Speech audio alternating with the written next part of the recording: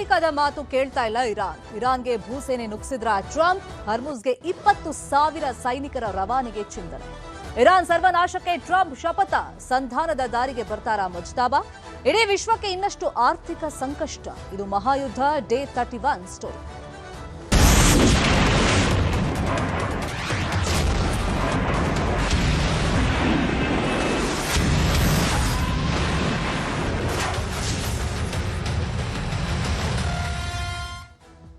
Gulf ದೇಶಗಳಲ್ಲಿ 31ನೇ ದಿವಸ ಮಹಾಯುದ್ಧ continue ಆಗಿದೆ. ಸಂಧಾನಕ್ಕೆ ಬಗ್ಗದ ಇರಾನ್ಗೆ ಟ್ರಂಪ್ ಮತ್ತೆ ಎಚ್ಚರಿಕೆಯನ್ನ ಕೊಡ್ತಾ ಇದ್ದಾರೆ.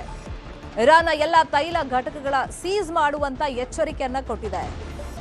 ಕಾರ್ಗ್ ದ್ವೀಪವನ್ನು ಕೂಡ ಬಿಡಲ್ಲ ಅಂತ ಹೇಳಿ ಅಮೆರಿಕ ವಾರ್ನಿಂಗ್ ಮಾಡಿದೆ. ಅಂದ್ರೆ ಟ್ರಂಪ್ ವಾರ್ನಿಂಗ್ ಅನ್ನು ಮಾಡಿದ್ದಾರೆ. ಕಾರ್ಗ್ ದ್ವೀಪದ ಕಂಟ್ರೋಲ್ಗೆ ಈಗ ಅಮೆರಿಕ ಮುಂದಾಗಿದೆ. ಎಲ್ಲೆಲ್ಲಿ ಇರಾನ್ನ ಕಟ್ ಹಾಕಬೇಕು ಅಂತ ಹೇಳಿ ಎಲ್ಲ ಪ್ರಯತ್ನವನ್ನ ಅಮೆರಿಕ ಮಾಡ್ತಾ ಇದೆ. ಕಾರ್ಗ್ನಲ್ಲಿ ಇರಾನ್ ಸೇನೆ ವೀಕ್ ಇದೆ ಅಂತ ಹೇಳಿ ಟ್ರಂಪ್ ಹೇಳಿದ್ದಾರೆ. ಕಾರ್ಗ್ನಲ್ಲಿ ಇರಾನ್ ಸೇನೆ ಸಂಪೂರ್ಣ ನಾಶವಾಗಿದೆ ಅಂತಾನೂ ಹೇಳಿದ್ದಾರೆ. ಇನ್ನೊಂದು ಕಡೆ ಹರ್ಮೂಜ್ನತ್ತ ಭೂಸೇನೆ ನುಗ್ಸೋದಕ್ಕೆ ಟ್ರಂಪ್ ಮುಂದಾಗಿದ್ದಾರೆ. ಸುಮಾರು 20,000 ಸೈನಿಕರ ರವಾನೆಗೆ ಟ್ರಂಪ್ ಚಿಂತನೆಯನ್ನ ಮಾಡಿದ್ದಾರೆ.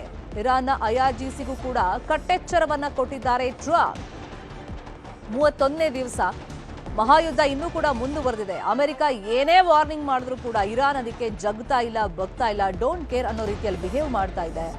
ಇದು ಅಮೆರಿಕವನ್ನ, ಅದರಲ್ಲೂ ಟ್ರಂಪ್ನ ಮತ್ತಷ್ಟು ಕೆರಳಿಸ್ತಾ ಇದೆ. ಸುಮಾರು 20,000 ಸೈನಿಕರನ್ನ ಈಗ ಹರ್ಮೂಜ್ಗೆ ಕಳಿಸುವಂತ ನಿಟ್ಟಿನಲ್ಲಿ, ಅಂದ್ರೆ ಭೂಸೇನೆಯನ್ನ ನುಗ್ಸುವಂತ ನಿಟ್ಟಿನಲ್ಲಿ ಟ್ರಂಪ್ ಮುಂದಾಗಿದ್ದಾರೆ. ಒಂದ್ ವೇಳೆ ಅಂತಹ ಬೆಳವಣಿಗೆ ಆದ್ರೆ ಮುಂದೇನಾಗುತ್ತೆ, ಇರಾನ್ ಅದಕ್ಕೆ ಯಾವ ತರ ಪ್ರತ್ಯುತ್ತರ ಕೊಡುತ್ತೆ ಅಂತ ಹೇಳಿ ಸಹಜವಾಗಿ ಒಂದು ಕುತೂಹಲ ಅಂತೂ ಇದ್ದೇ ಇದೆ. ಸಂಧಾನಕ್ಕೆ ಬಗ್ತಾ ಇಲ್ಲ ಇರಾನ್. ಹಾಗಾಗಿ ಅಮೆರಿಕ ಇರಾನ್ನ ಮತ್ತಷ್ಟು ಕಟ್ಟಾಕುವಂತ ನಿಟ್ಟಿನಲ್ಲಿ ಎಲ್ಲ ಪ್ರಯತ್ನಗಳನ್ನ ಮಾಡ್ತಾ ಇದೆ. ಅದ್ರ ಜೊತೆಗೆ ವಾರ್ನಿಂಗ್ ಅನ್ನು ನೀಡಲಾಗ್ತಾ ಇದೆ.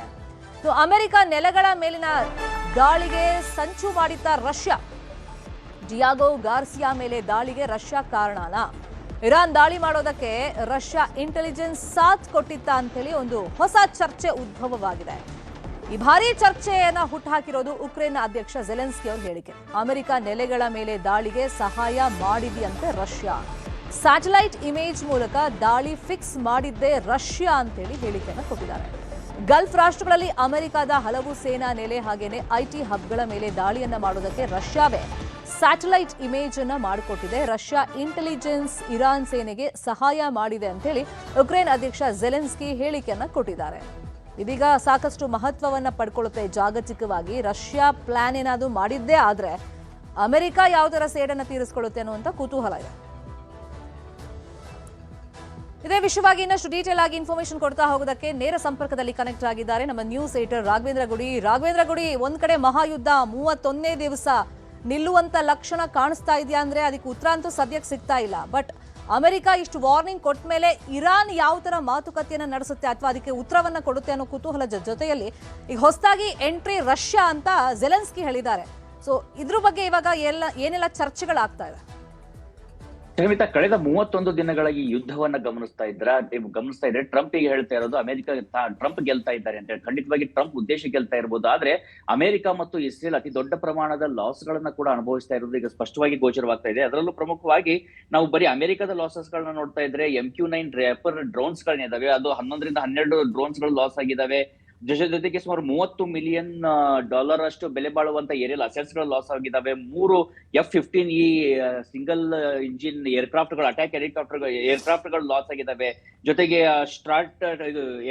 ಫ್ಯೂಯಲ್ ಟ್ಯಾಂಕರ್, ಅತಿ ದೊಡ್ಡದಾಗಿರ್ತಕ್ಕಂಥ ಫ್ಯೂಯಲ್ ಟ್ಯಾಂಕರ್, ರೆಡಾರ್ಸ್ ಗಳು, ಅನ್ಲಿಮಿಟೆಡ್ ಆಗಿರ್ತಕ್ಕಂಥ ಅಸೆಟ್ಸ್ ಗಳು ಇಲ್ಲಿವರೆಗೂ ಇರಾನ್ ಕೇವಲ ತನ್ನ ಡ್ರೋನ್ಸ್ ಗಳನ್ನ ಮತ್ತು ಮಿಸೈಲ್ ಗಳನ್ನ ಬಳಸಿಕೊಂಡು ಅಮೆರಿಕಕ್ಕೆ ಹಾನಿಯನ್ನ ಮಾಡಿರೋದು. ಅದ್ರ ಪ್ರಮುಖವಾಗಿ ಮಧ್ಯಪ್ರಾಚ್ಯದಲ್ಲಿ ಇರ್ತಕ್ಕಂಥ ಅಮೆರಿಕದ ಈ ಸೇನಾ ನೆಲೆಗಳೇನಿದಾವೆ ಅವುಗಳನ್ನ ಟಾರ್ಗೆಟ್ ಮಾಡಿದಾಗ ಸುಮಾರು 300ಕ್ಕೂ ಅಧಿಕ ಜನ ಅಮೆರಿಕನ್ ಸೋಲ್ಜರ್ಸ್ ಕೂಡ ಗಾಯಗೊಂಡಿರೋದ್ರ ಬಗ್ಗೆ ಅಧಿಕೃತವಾದಂತಹ ಮಾಹಿತಿಗಳು ಬರ್ತಾ ಇದಾವೆ. ಇಂಥ ಭೀಕರವಾದಂತಹ ರಿಟಾಲಿಯೇಷನ್ ಅನ್ನ ಅಮೆರಿಕ ಎಕ್ಸ್ಪೆಕ್ಟ್ ಮಾಡಿರಲಿಲ್ಲ. ಇರಾನ್ ಈ ರೀತಿ ಅಂತ ನಮಗೆ ಪೆಟ್ಟನ್ನ ಕೊಡಬಹುದು ಅಂತೇಳಿ. ಹೀಗಾಗಿ ಸಹಜವಾಗಿ ಇರಾನ್ ಅನ್ನ ಈಗ ಕಟ್ಟಿ ಹಾಕುವಂತದ್ದು ಡೊನಾಲ್ಡ್ ಟ್ರಂಪ್ ಗೆ ಒಂದು ಪ್ರತಿಷ್ಠೆಯ ವಿಚಾರ ಕೂಡ ಆಗಿರುವಂತದ್ದು. ಅದೇ ಕಾರಣದಿಂದಾಗಿ ಇರಾನ್ನ ಖಾರ್ಕ್ ಐಲ್ಯಾಂಡ್ ಏನಿದೆ, ದ್ವೀಪ ಪ್ರದೇಶ ಏನಿದೆ, ಅದರ ಮೇಲೆ ಈಗ ಟಾರ್ಗೆಟ್ ಅನ್ನ ಮಾಡಿರುವಂತದ್ದು. ನಾವು ಅದನ್ನ ವಶಕ್ಕೆ ಪಡೆದುಕೊಳ್ತೀವಿ ಅಂತ ಟ್ರಂಪ್ ಹೇಳ್ತಾ ಇದ್ದಾರೆ. ಹಾಗಿದ್ರೆ ಆ ಖಾರ್ಕ್ ಯಾಕೆ ಅಷ್ಟು ಮಹತ್ವವನ್ನು ಪಡೆದುಕೊಳ್ಳುತ್ತೆ ಅಂದ್ರೆ, ಇರಾನ್ನ 90% ಆಯಿಲ್ ಎಕ್ಸ್ಪೋರ್ಟ್ ಏನಾಗುತ್ತೆ ಅದು ಕೇವಲ ಈ ಒಂದು ಖಾರ್ಕ್ ಐಲ್ಯಾಂಡ್ ಮೂಲಕವಾಗಿ ಆಗುವಂತದ್ದು.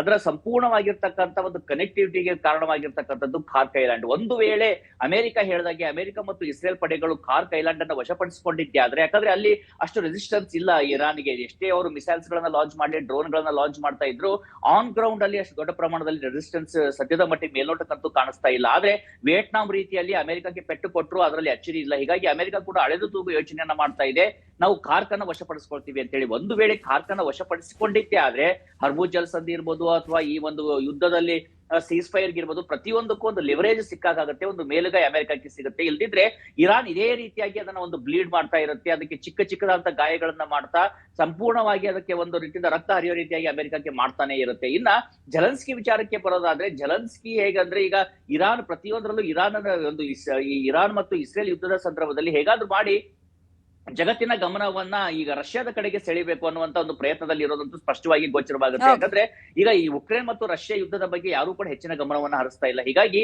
ಆದ್ರೆ ಒಂದಂತೂ ಸ್ಪಷ್ಟವಾಗಿರುತ್ತೆ, ಇವರ ಐಲ್ಯಾಂಡ್ಗಳ ಅಕ್ಯುರೇಟ್ ಒಂದು ಪ್ರದೇಶ ಎಲ್ಲಿದೆ, ಅವರ ಅಸೆಟ್ಸ್ ಗಳು ಎಲ್ಲಿದಾವೆ ಅನ್ನುವಂತ ಒಂದು ಲೊಕೇಶನ್ ಸಿಗ್ಬೇಕಾದ್ರೆ ಖಂಡಿತವಾಗಿ ಅದು ರಷ್ಯಾನೋ ಅಥವಾ ಚೈನಾ ಈ ರೀತಿಯಾಗಿರ್ತಕ್ಕಂಥ ದೇಶದ ಸಹಕಾರ ಇಲ್ಲದೆ ಕೇವಲ ಇರಾನ್ ದಾಳಿಯನ್ನ ಮಾಡೋದಕ್ಕೆ ಸಾಧ್ಯ ಆಗ್ತಾ ಇಲ್ಲ. ಆದ್ರೆ ನೇರವಾಗಿ ದಾಳಿಯಲ್ಲಿ ಇರಾನ್ ಮಾತ್ರ ಪಾಲ್ಗೊಂಡಿರುವಂತದ್ದು. ಇರಾನ್ ಮೇಲೆ ದಾಳಿಗೆ ಈಗ ಸಾಕಷ್ಟು ದೇಶಗಳು ಮುಂದಾಗ್ತಾ ಇರೋದು ಗೋಚರವಾಗ್ತಾ ಇದೆ. ಆದ್ರೆ ಯುದ್ಧ ನಿಲ್ಲುವಂತ ಸ್ಥಿತಿಯಂತೂ ನಿರ್ಮಾಣ ಆಗ್ತಾ ಇಲ್ಲ. ಶ್ರೀಮಿತಾ, ಥ್ಯಾಂಕ್ ಯು ರಾಘವೇಂದ್ರ ಗೌಡ ಈ ಕ್ಷಣದ ಮಾಹಿತಿಯನ್ನು ಕೊಡೋದಕ್ಕೆ.